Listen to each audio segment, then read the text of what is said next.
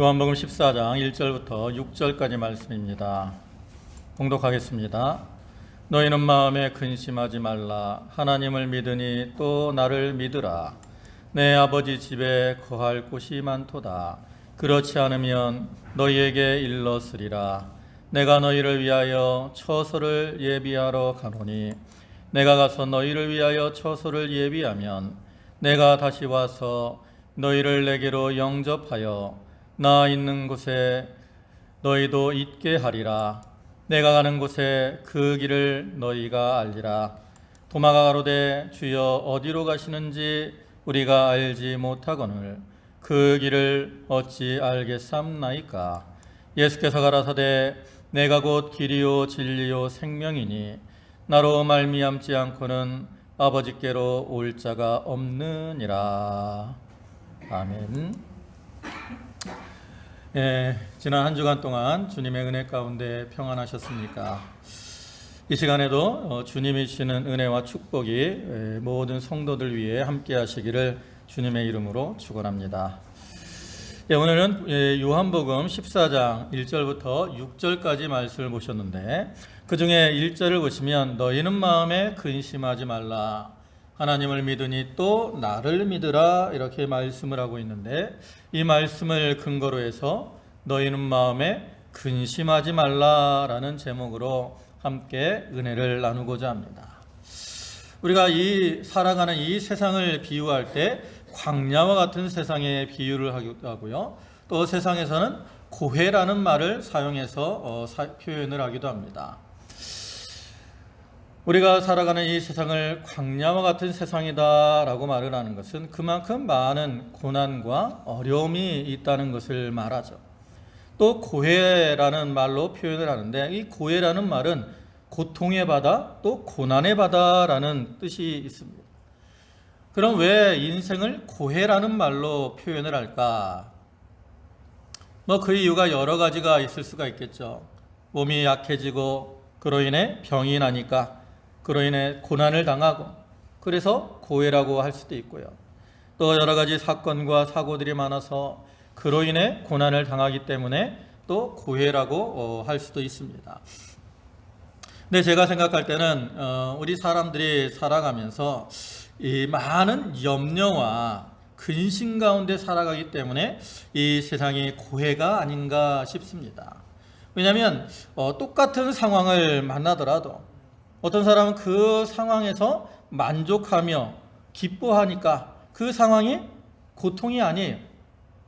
반면에 어떤 사람은 똑같은 상황이지만 거기서 만족하지 못하고 염려하며 근심하니까 그 상황이 자기에게 고통이 된다라는 거죠. 그러니까 이러한 것들을 볼 때 우리가 이 세상에 살아가면서 근심이 없이 살아가는 게 중요한데 사실 세상에 근심이 없이 살아가는 사람은 한 사람도 없습니다. 특히 우리가 이 어렸을 때는 참 철을 모르기 때문에 별로 근심 걱정이 없어요. 근데 이제 나이가 들어가고 세상에 대해서 알아가게 되면 더 많은 근심이 들어오게 되죠. 그런데 우리가 하는 근심 이 대부분이 다 쓸데없는 그러한 근심이라는 거죠. 그 사람들에 대해서 이렇게 상담을 해준 그 상담사가 오랫동안 자기가 이렇게 상담을 하면서 사람들이 왜 이렇게 걱정을 하고 근심하나 그런 자료들을 모아봤더니 사람들이 하는 근심 가운데 40% 정도는 일어나지 않을 일에 대한 근심이라고 합니다. 그리고 또 30% 정도는 돌이킬 수 없는 과거의 어떠한 일들, 과거의 일이나 결정에 대한 그러한 근심들이고요. 또 12%는 자기가 어쩔 수 없는 질병에 대한 근심, 그리고 또 10%는 장성한 자녀들이나 친구들에 대한 이러한 근심이라. 그리고 실제적으로 어떤 현실의 문제에 대한 걱정과 근심은 한 8% 정도밖에 되지 않는다라는 거죠. 대부분의 사람들이 여기 92% 정도 되는 그러한 근심들은 자기가 근심하고 걱정한다고 해서 해결되는 그러한 것들이 하나도 없다라는 거죠. 이처럼 많은 사람들이 자기 삶 속에서 근심하며 살아가는데 우리가 하는 그 근심들은 우리에게 유익을 주지 못합니다. 오히려 그 근심들은 우리를 괴롭게 하고 우리에게 손해를 주는 경우가 많이 있어요. 그래서 성경에서도 그런 근심으로 인한 손해들을 여러 곳에서 말씀하는데 그 중에 잠언 몇 구절을 보면 잠언 12장 25절에 근심이 사람의 마음에 있으면 그것으로 번뇌케 하나 선한 말은 그것을 즐겁게 하느니라 그랬어요. 이와 같이 근심이 사람 마음에 있으면 뭐가 들어와요? 번뇌가 들어오는 거예요. 번뇌.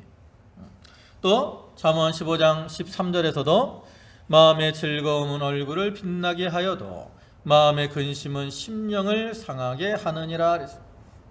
이와 같이 마음의 근심은 그 사람의 심령을 상하게 합니다. 또 17장 22절에서도 마음의 즐거움은 양약이라도 심령의 근심은 뼈로 마르게 하느니라 그랬어요. 이렇게 근심하면 뭐가 마릅니까? 심령이 뼈가 말라요. 뼈가. 여러분 이 뼈가 마른다는 그것은 얼마나 큰 고통이겠어요. 근심할 때 그러한 고통들이 우리에게 임하게 된다라는 거죠. 또 신약 성경에서도 보면 고린도후서 7장 10절에 사람의 뜻대로 하는 근심은 후회할 것이 없는 구원에 이르게 하는 회개를 이루는 것이요 세상 근심은 사망을 이루는 것이니라 그랬어요. 세상 근심은 무엇을 이루게 해요? 사망을 이루게 하는 거예요. 사망을 이루게. 그래서 우리는 이 세상을 살아가면서 우리 마음속에 근심을 채우고 사는 자가 되지 말고 하나님이 주시는 평안을 누리며 사는 자가 되어야 됩니다. 예레미야가 3장 3절을 보시면 주께서 인생으로 고생하며 근심하게 하심이 본심이 아니시로다. 이와 같이 하나님은 우리가 근심을 하며 사는 것이 아니라 평안을 누리며 살기를 원하신다라는 거죠. 오늘 본문에서도 마찬가지예요. 오늘 본문에서도 보면 주님께서 제자들에게 뭐라고 말씀하셔요? 너희는 근심하며 살지 말고 마음의 평안을 누리며 사는 자가 되라, 이렇게 교훈을 하고 계신다라는 거죠.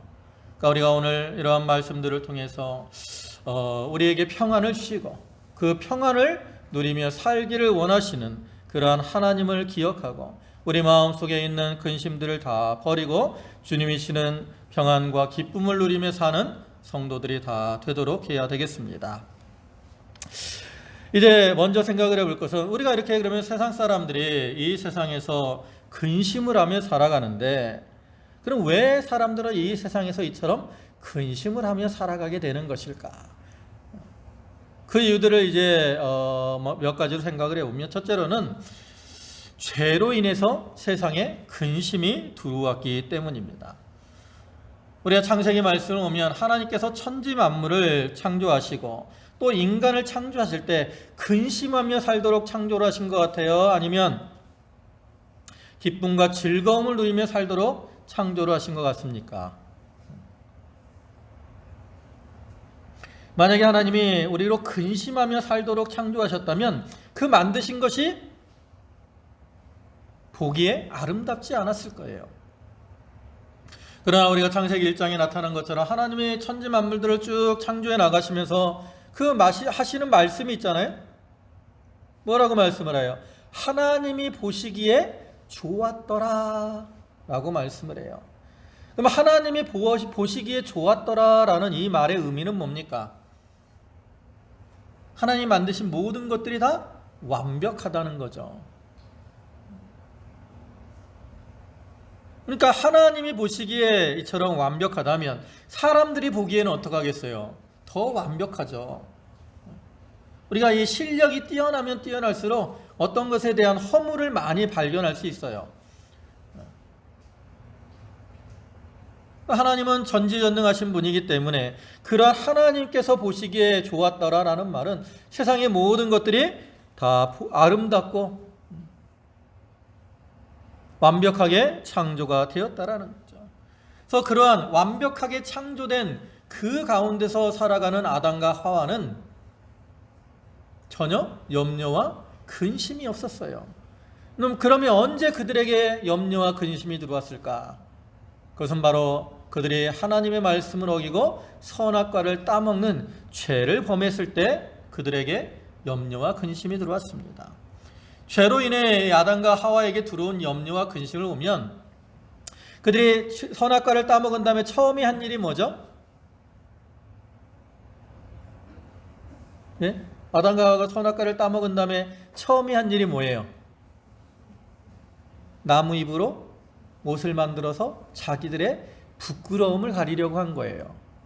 그전에는 그들이 다 벗고 있었지만 전혀 부끄러움이 없었어요. 근데 이제 죄를 범하니까 자기들의 부끄러움이 드러나게 된 거죠. 그래서 어떻게 하면 이 부끄러움을 가릴까 근심하다가 나뭇잎으로 옷을 가려서 부끄러움을 가리려고 한 거죠. 그 다음에 두 번째로 한 일은 뭐예요? 그러면 첫 번째로는 이렇게 나뭇잎으로 옷을 가려 입었어요. 그 다음에 두 번째로 한 일은 뭐예요?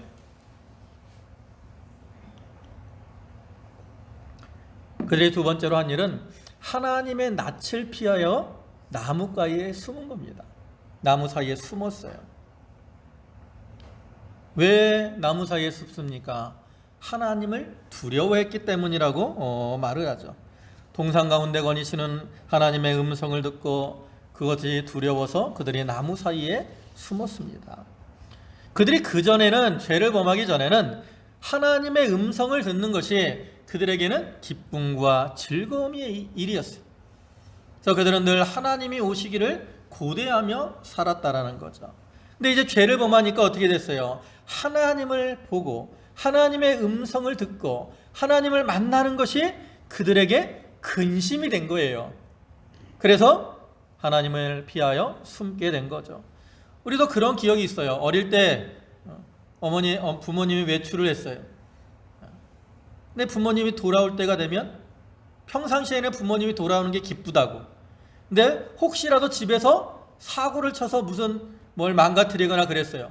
그러면 부모님이 오는 게 어때요? 두렵다고. 혼날까 봐. 그와 같은 거죠. 그래서 오늘날에도 우리가 죄 가운데 살아가면 그로 인해 우리 마음속에 무엇이 들어옵니까? 근심이 들어올 수밖에 없다는 걸 우리가 분명히 기억을 해야 되겠습니다. 그다음에 두 번째로 근심하게 되는 이유는 뭐냐면 이 세상은 요란한 곳이기 때문에 그래요. 평탄하지 않고 요란한 곳입니다. 이 세상은 이렇게 요란한 곳이기 때문에 우리를 요동케 하는 일이 많아요. 그로 인해서 우리에게 근심이 들어오는 거죠. 앞에서 제가 이 세상을 광야와 같은 세상이라 그랬고 또 고해와 같은 그러한 세상이라 그랬잖아요. 여러분 이스라엘 백성들의 광야의 모습을 보세요. 그들이 광야 가운데서 평안했습니까? 사실 이스라엘 백성들의 광야 생활은 하나님이 인도하시고 보호하는 생활이기 때문에 우리가 생각할 때는 그들이 염려와 근심이 없어야 돼. 그러나 그들은 그렇지 않았어요. 그들은 툭 하면 염려하고 근심하다가 원망과 불평을 늘어났다는 거죠. 먹을 것이 없다고 근심합니다. 마실 물이 없다고 근심합니다. 물이 쓰다고 근심을 합니다. 적들이 쳐들어온다고 근심합니다. 광야와 같은 세상에서 이와 같이 이스라엘 백성들은 많은 근심 가운데 살아갔다라는 거죠. 그래서 오늘날 우리도 이 광야와 같은 세상에서 근심을 할 수밖에 없는 거예요. 또 고해라 그랬는데 바다를 보세요. 바다. 여러분 바다가 이렇게 잔잔할 때도 있지만 또 태풍이 이렇게 바람이 세게 불어서 파도가 높이 칠 때도 있습니다. 그런데 보면 이 바다에서는 있잖아요. 큰 파도가 우리에게 이렇게 몰려올 때도 있지만 파도가 없는 적은 있나요? 여러분 파도가 없는 적은 한 번도 없어요. 바닷가에.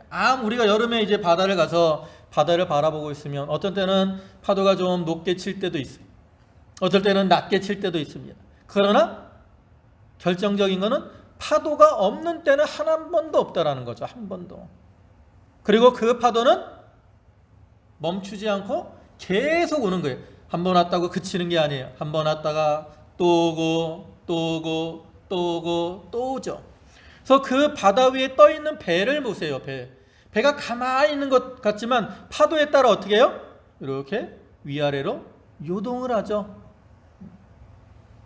우리가 이 평탄한 길 위에 서 있으면 우리도 가만히 서 있을 수 있어요. 그러나 이렇게 요동하는 바다 위에 떠 있는 우리들이기 때문에 그 파도로 인해서 우리도 우리 마음속에 요동이 일어나는 거예요. 그리고 그러한 요동으로 인해서 뭐가 들어와요? 근심이 들어온다라는 거죠. 앞으로 어떻게 살아갈까 하는 이러한 근심들, 무엇을 먹을까, 무엇을 마실까 하는 그러한 근심들, 우리의 자녀들은 어떻게 살아갈까 하는 그러한 근심들, 이러한 근심들이 자꾸 들어옵니다. 또 많은 사건과 사고들이 있기 때문에 그러한 사고들로 인해서 근심을 해요. 올해 양동에서 연초에 사고가 나서 교통사고로 한 3명인가 죽었잖아요. 그런 사고 소식을 들으면 어때요? 야, 우리도 사고가 나서 그렇게 되면 어떡하나, 그러한 근심들이 들어오죠. 또 올해는 이렇게 코로나19로 인해서 많은 사람들이 감염이 되고 또 그로 인해서 참 사망하라는 죽는 사람들까지 있어요. 그런 걸 보면 코로나19로 인해서 나도 그러한 상황에 되면 어떻게 하나, 이러한 근심들이 들어오죠. 또 요즘은 독감주사 맞는데 독감주사로 인해서 또 독감주사 맞고 뭐 이렇게 사망하는 분들이 있더라고요. 근데 우리가 알아야 될 것은 이 독감주사를 맞고 사망하는 분들이 올해만 있는 게 아니에요. 매년 있었어요. 근데 이제 올해는 코로나 때문에 우리가 이제 독감주사를 더 많이 맞으라고 말을 하는데, 그러한 상황에서 이제 또 독감주사가 뭐 이게 상온에 이렇게 노출이 돼가지고 약이 문제가 생기고, 그러한 상황에서 이제 이 사망자들이 생기니까 우리 마음속에 뭐가 들어와요? 근심이 들어오잖아요. 그죠? 그래서 어떻게 해요? 야, 독감주사를 맞아야 되나? 맞지 말아야 되나? 우리 딸들도 물어본다고. 이제 하은이도 독감주사를 맞아야 되는데, 엄마 맞아야 돼? 근심이 들어오는 거예요. 이와 같이 이 세상은 요란한 그러한 세상이기 때문에 근심하죠. 마태복음 8장을 보면 제자들이 풍랑이 있는 바다에서 고통을 당하게 됩니다. 그때 제자들이 근심하며 두려워하는 가운데 주님 앞에 부르짖게 되죠. 그런 모습처럼 우리가 이 세상에서 여러 가지 것들이 우리를 흔들기 때문에 우리는 그 가운데서 근심을 하지 않을 수가 없는 겁니다. 그 다음에 세 번째로 근심을 하게 되는 이유는 뭡니까? 우리 마음속에 자족하는 마음이 없기 때문에, 다시 말해서 욕심을 따라 살기 때문에 우리가 근심을 하게 되는 겁니다. 우리가 현재의 것에 이렇게 만족하면 별로 근심 걱정이 없습니다. 근데 현재의 것에 만족하지 못하고 좀 더 많은 것, 좀 더 나은 것을 자꾸 추구하기 때문에 그로 근심이 들어와요. 우리가 열왕기상 16장을 보면 아합이라는 왕이 나옵니다. 이 아합은 북이스라엘의 왕인데 이 사람은 뭐 종교적으로는 아주 악한 왕이었어요. 그러나 세상적으로 보면 이스라엘 나라를 부강케 한 그러한 사람이었습니다. 근데 이 아합 왕 마음에 근심이 들어왔어요. 열왕기상 21장 4절 보시면 4절과 5절에 이스라엘 사람 라봇이 아합에게 대답하여 이르기를 내 조상의 유업을 왕께 줄 수 없다 함을 인하여 아합이 근심하고 답답하여 궁으로 돌아와서 침상에 누워 얼굴을 돌이키고 식사를 아니하니 그 안에 이세벨이 저에게 나와 가로되 왕의 마음에 무엇을 근심하여 식사를 아니하나이까 그랬습니다. 이와 같이 아합 왕 마음에 근심이 들어왔어요. 그럼 아합 마음 속에 왜 근심이 들어왔을까? 그 사람 왕으로서 부족함이 없는 사람이잖아요. 근데 그가 근심하게 된 것은 욕심 때문이에요. 무엇에 대한 욕심이냐? 그 21장 1절부터 오면 이제 그 왕궁 근처에 이스르엘이라는 지역에 나봇이라는 사람의 포도원이 있습니다. 근데 이제 왕이 왕궁에서 아마 포도원을 본 것 같아요. 그러니까 포도원이 좋아 보였나 보죠. 그래서 나봇에게 요구하기를 내가 너에게 다른 포도원을 줄 테니까 그 포도원을 나에게 넘겨라. 그럼 내가 그 포도원을 뭐 이렇게 사용하겠다 요구를 했어요. 근데 나봇은 아니 하나님께서 나에게 유업으로 주신 것인데 내가 어떻게 그것을 왕에게 넘깁니까? 그래서 내 조상의 유업을 왕에게 줄 수 없다, 줄 수 없습니다 라고 이렇게 대답을 한 거예요. 그러니까 나봇의 말은 믿음으로 한 대답이거든요. 근데 아합은 그 말을 듣고 뭐 했어요? 근심을 했어요. 근심. 결국 이 아합의 이 근심은 무엇으로 인한 근심입니까? 바로 욕심으로 인한 근심이라는 거죠. 참으로 어리석은 그런 모습이 아닐 수 없습니다. 근데 우리가 이런 아합의 어리석은 모습을 보면서도 우리도 세상 가운데 살아가면서 이러한 욕심으로 인해서 근심할 때가 많이 있다라는 거예요. 그러나 우리가 이러한 욕심을 품고 나가는 것, 욕심으로 인한 근심, 그것은 우리로 침륜과 멸망에 빠지게 하는 겁니다. 디모데전서 6장 9절 보시면 부하려 하는 자들은 시험과 올무와 여러 가지 어리석고 해로운 정욕에 떨어지나니 곧 사람으로 침륜과 멸망에 빠지게 하는 것이라. 이와 같이 욕심으로 인해서 근심하면 그것이 자기를 찌르고 상하게 하고 죄를 범하게 하고 그로 인해 침륜과 멸망에 빠지게 한다라는. 여러분, 우리의 욕심은 아무리 채우려고 해도 무적인 것 같아서 온전히 채울 수가 없다고. 그래서 바울은 우리에게 뭐라고 말합니까? 먹을 것과 입을 것이 있으면 족한 줄 알라, 이렇게 권면하죠. 그래서 우리도 이러한 권면처럼 욕심을 버리며 살아야 됩니다. 욕심은 나로 근심하게 하는 줄 알고 우리 마음속에 있는 이러한 욕심을 버리고 사는 자들이 되어야 되는 거예요. 그 다음에 네 번째 근심하게 되는 이유는 뭐냐면 믿음이 없기 때문에 그렇습니다. 믿음이 없기 때문에, 믿음이 약해졌기 때문에 근심하는 거죠. 그것이 바로 본문 1절이죠. 너희는 마음에 근심하지 말라. 하나님을 믿으니 또 나를 믿으라. 이 말은 무슨 의미예요? 하나님을 믿고 예수 그리스도를 믿으면 무엇을 하지 않는다는 거예요? 근심하지 않는다라는 거예요. 그러니까 반대로 생각하면 하나님과 예수님에 대한 믿음이 없으면 그로 인해 근심하게 된다라는 거죠. 세상 사람들은 하나님을 향한 믿음이 없습니다. 그렇기 때문에 그들은 그 가운데서 근심할 수밖에 없죠. 그러나 하나님께서는 우리 성도들에게는 귀한 믿음을 주시고 그 믿음 가운데서 하나님을 의지하며 살도록 하셨다라는 거죠. 그래서 우리가 그러한 하나님을 의지하고 살면 우리 가운데 있는 염려, 근심, 걱정은 다 사라지는 거예요. 그러나 우리의 믿음이 약해지게 되면 우리 마음속에 근심이 들어오게 되는 거죠. 마태복음을 보면 제자들이 근심하는 그러한 모습들이 쭉 나오고 있는 걸 볼 수 있습니다. 마태복음 6장을 보면 무엇을 먹을까 무엇을 마실까 하는 그러한 근심 걱정이 있었어요. 또 8장에서는 풍랑이 있는 바다 위에서 근심하며 두려워했습니다. 또 14장에서는 그 베드로가 풍랑이 있는 바다 위에서 예수님을 바라보고 가다가 거기에 빠지게 되니까 근심하며 두려워해서 주님께 부르짖죠. 또 16장에서는 제자들이 떡을 가지고 오지 않았다 그래서 근심을 합니다. 또 17장에서는 귀신 들렸던 아이를 고치지 못함으로 그로 인해 근심을 하고 있죠. 근데 이렇게 근심들을 할 때 예수님이 제자들을 보고 뭐라고 말씀을 하시는 줄 아세요? 어찌하여 근심하느냐 믿음이 적은 자들아 라고 책망을 하신다.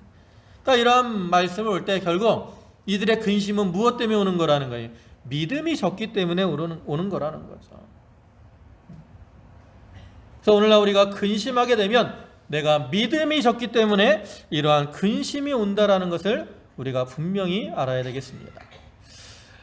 그러면 이처럼 우리가 세상에 이러한 여러 가지 이유로 근심하게 되는데 그러한 우리들을 향해서 주님은 무엇이라고 말씀을 하실까요?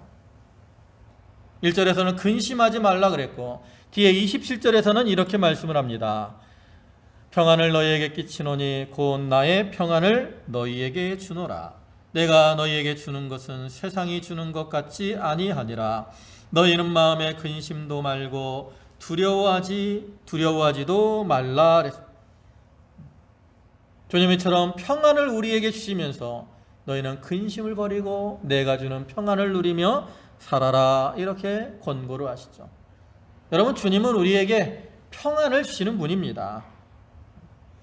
우리가 그러한 평안을 누리며 살아야 되는데 우리는 근심으로 인해서 그 평안을 잃어버렸다라는 거죠. 그래서 우리는 우리 마음속에 있는 이제 근심을 버리고 주님이 주시는 평안을 다시 찾아서 그것을 누리며 살아가야 됩니다.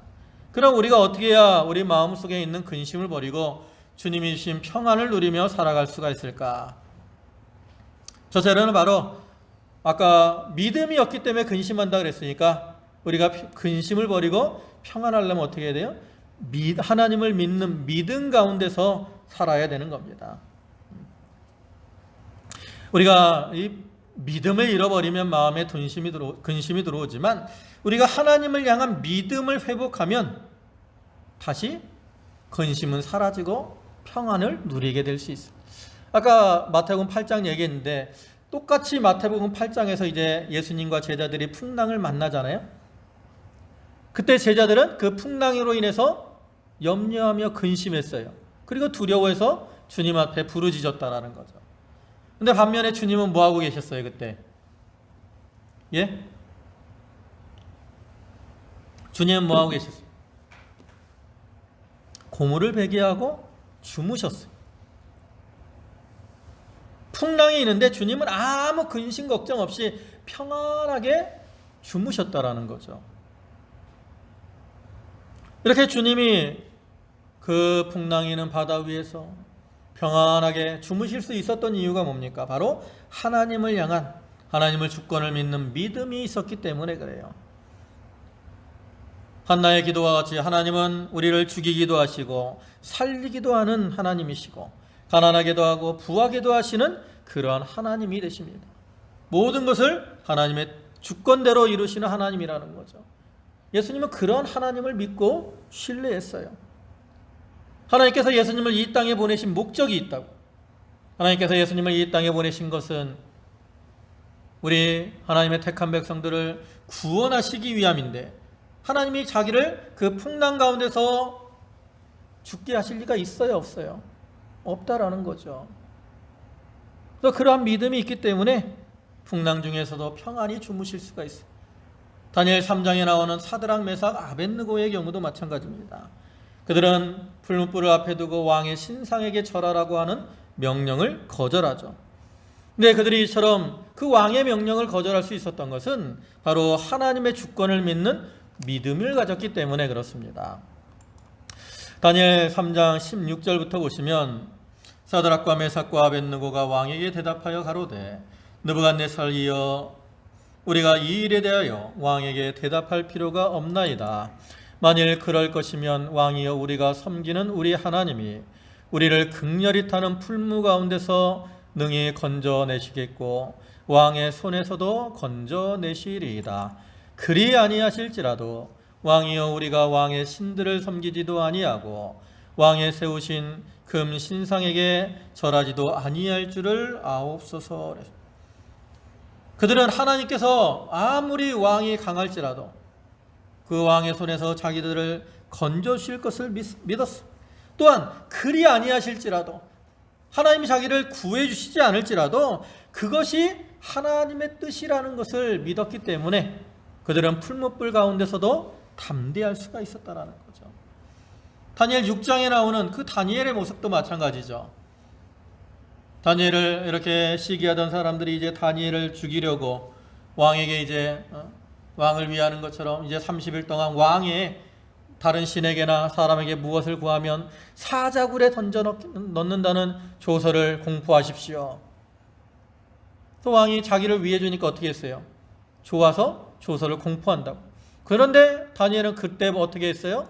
다니엘 6장 10절에 오면 다니엘이 이 조서의 어인이 찍힌 것을 알고도 자기 집에 돌아가서는 그 방이 예루살렘으로 향하여 열린 창에서 전에 행하던 대로 하루 3번씩 무릎을 꿇고 기도하며 그 하나님께 감사하였더라. 무엇을 했어요? 감사했어요. 여러분, 사자굴에 들어가는데 감사가 나옵니까? 사자굴에 들어가면 어떡하나?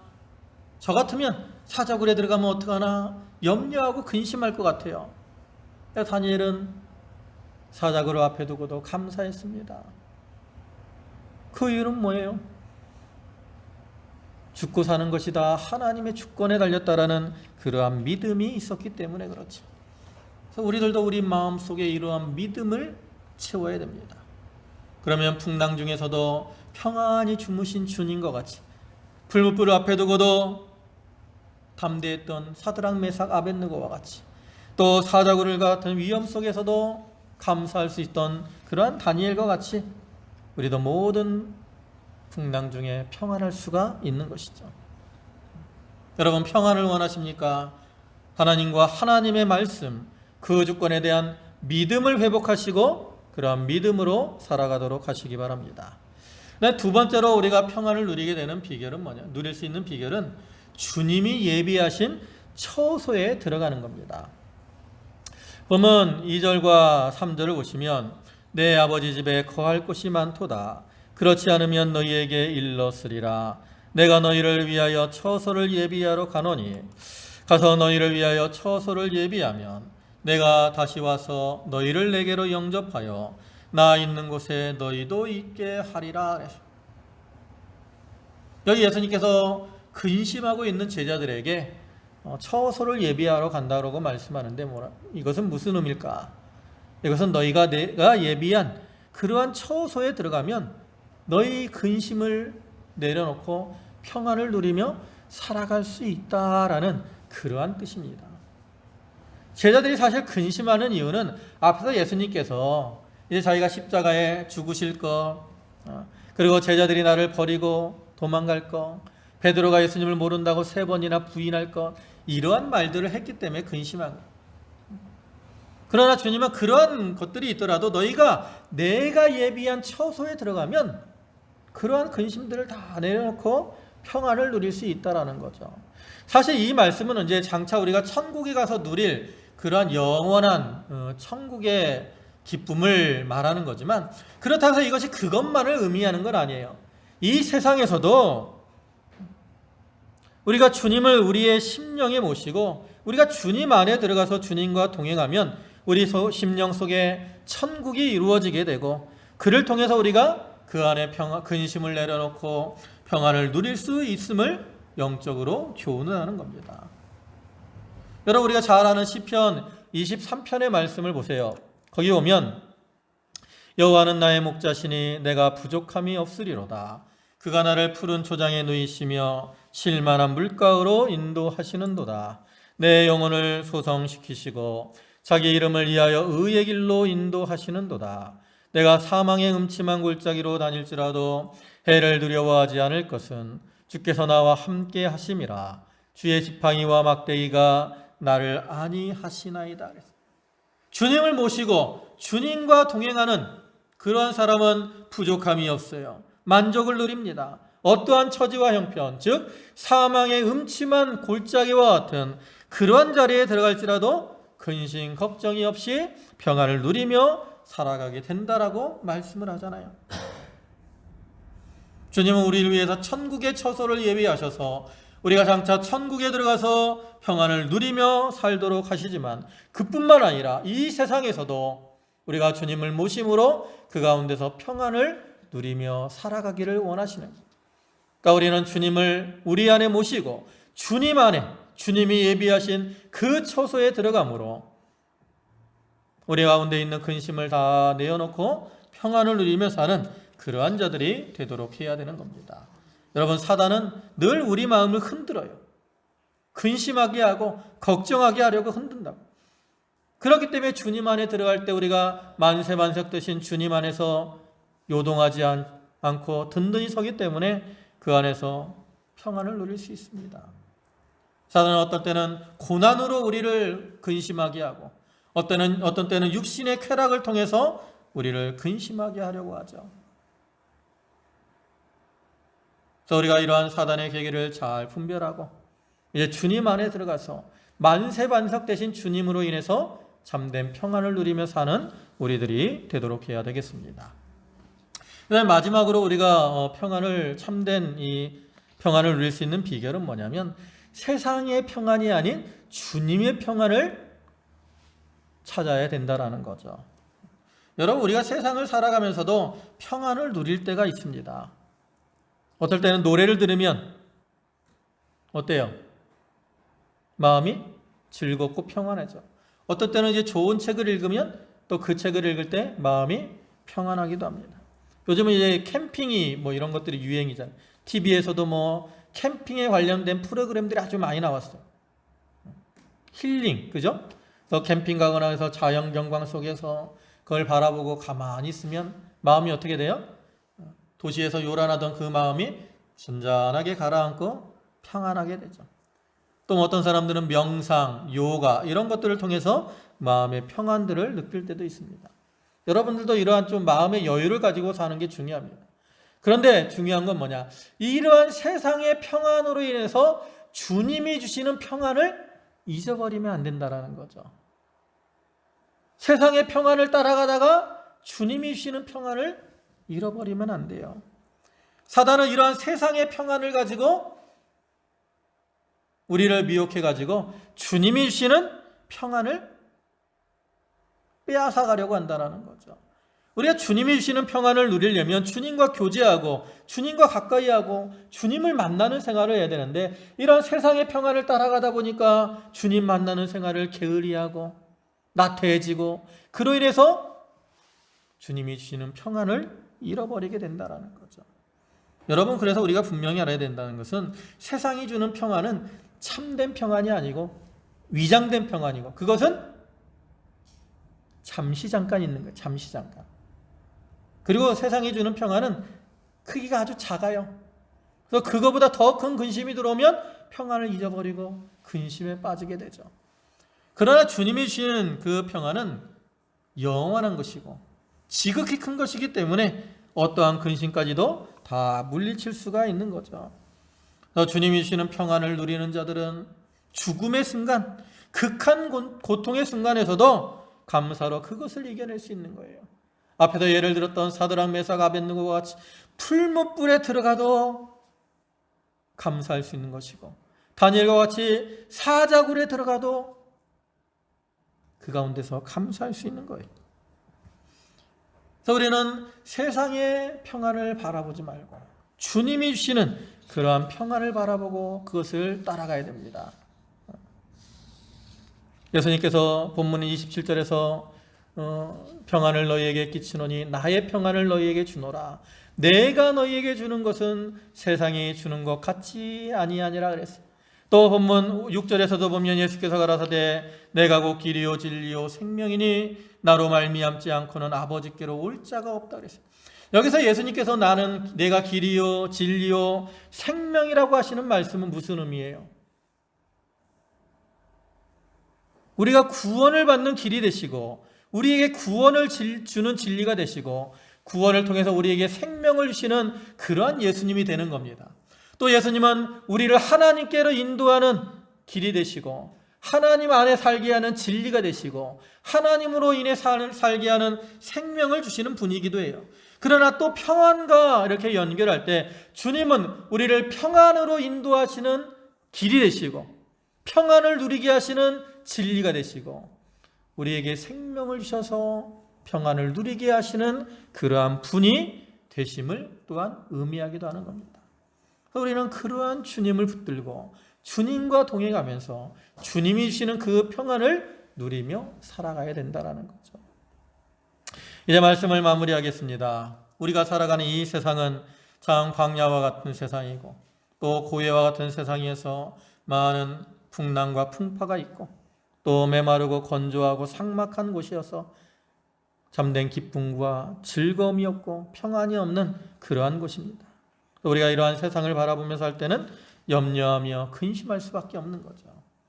그래서 우리는 이러한 세상을 바라보다가 이와 같이 근심에 빠지는 자들이 되지 말고 이제 하나님을 향한 믿음을 회복하고 하나님을 신뢰하는 가운데 하나님이 예비하신 처소에 들어가서 하나님과 동행하며 하나님이 주시는 주님이 주시는 평안을 받아서 이제 그 가운데서 참된 기쁨과 즐거움을 누리며 사는 그러한 성도들이 다 되도록 해야 되겠습니다. 기도하시겠습니다. 만유의 주가 되시고 은혜와 사랑이 풍성하시며 평안을 우리에게 끼치시는 주님, 그 은혜와 사랑에 감사를 드립니다. 아버지 하나님, 우리가 살아가는 이 세상은 광야와 같이 메마르고 건조하고 삭막한 곳이어서 그로 인해 근심이 들어올 때도 많고 또 고해와 같아서 많은 풍파가 밀어닥치므로 요동하며 근심할 수밖에 없습니다. 그러나 너희는 마음에 근심하지 말라. 하나님을 믿으니 또 나를 믿으라고 하신 그러한 주님의 말씀을 기억하면서 그 믿음으로 우리가 모든 근심을 내려놓게 하여 주시옵소서. 또 우리를 위해 처소를 예비하신 주님을 기억하고 주님 안에 들어가서 주님이 주시는 그 평안을 받아서 살아감으로 우리 마음속에 근심이 사라지게 하시고 평안이 충만케 하여 주시옵소서. 올 한 해 참 많은 환난 풍파로 인해서 근심하고 또 아직도 이 코로나19로 인해서 저희 마음속에 근심이 있지만 주여, 저희가 이러한 모든 근심을 다 이제는 주님 안에서 내려놓게 하시고 믿음으로 담대하게 주님이 원하시는 그 길을 걸어갈 수 있도록 은혜를 더하여 주시옵소서. 아버지 하나님, 저희 성도들을 붙들어 주시고 특별히 이렇게 육신적으로 연약한 성도들과 또 많은 근심과 걱정이 있는 성도들을 위로하여 주시고 아버지 하나님, 그들이 하나님으로 인해 근심 걱정을 내려놓고 평안을 누릴 수 있도록 주께서 능력으로 붙들어 주시옵소서. 오늘도 귀한 주일을 허락하시고 저희를 불러주심에 감사를 드립니다. 아버지 하나님, 저희 성도들 그 은혜에 감사해서 각기 예물들을 드렸사오니 그 바치는 손길과 심령에 축복하여 주시고 저들에게 필요한 모든 것으로 충만케 채워 주시옵소서. 모든 말씀 예수님의 이름으로 기도 올리옵나이다. 아멘.